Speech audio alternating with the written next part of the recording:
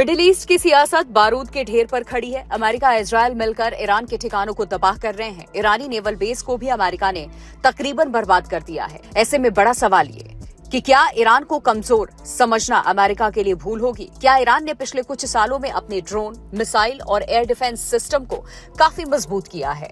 आइए आपको दिखाते हैं ईरान के वो 5 घातक हथियार जिनकी वजह से ईरान पूरी दुनिया में चर्चा में बना हुआ है।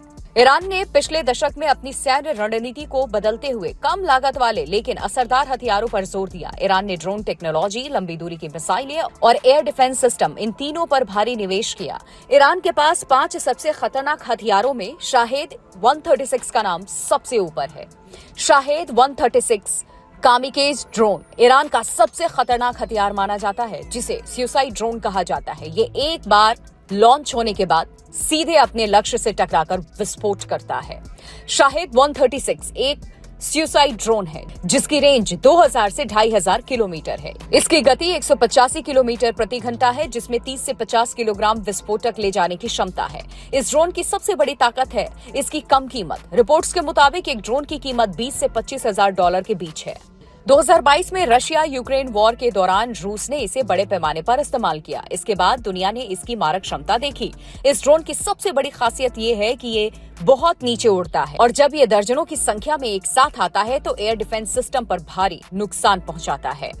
अब बात ईरान के दूसरे खतरनाक हथियार फतह हाइपरसोनिक मिसाइल की। ईरान का दावा है कि आवाज की गति से कई गुना तेज उड़ सकती है। इसकी रेंज करीब 1400 किलोमीटर बताई जाती है। हाइपरसोनिक स्पीड की वजह से इसे इंटरसेप्ट करना बेहद मुश्किल है।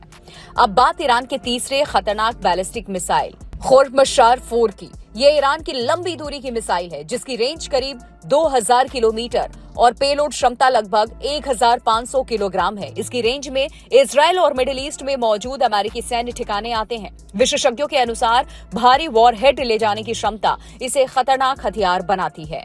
अब बात ईरान के चौथे खतरनाक हथियार मुहाजेर की। मुहाजेर 10 कॉम्बैक्ट ड्रोन की।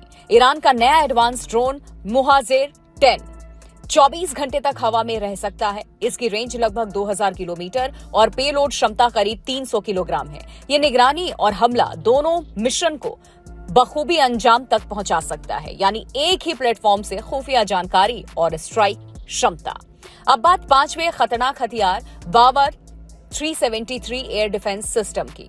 बावर 373 ईरान की हवाई सुरक्षा की मुख्य ढाल है। इसे रूस के S-300 के समकक्ष माना जाता है। ये एक साथ कई टारगेट ट्रैक और इंटरसेप्ट कर सकता है। इसके अंदर फाइटर जेट, ड्रोन और मिसाइल सभी को हवा में मार गिराने की क्षमता है। मिडिल ईस्ट में बढ़ते तनाव के बीच ईरान की सैन्य ताकत को हल्के में नहीं लिया जा सकता। ड्रोन युद्ध की नई रणनीति हो, हाइपरसोनिक मिसाइल की रफ्तार या मजबूत एयर डिफेंस, अगर हालात और बिगड़ते हैं तो इसका असर सिर्फ मिडिल ईस्ट तक सीमित नहीं रहेगा बल्कि पूरी दुनिया पर पड़ेगा।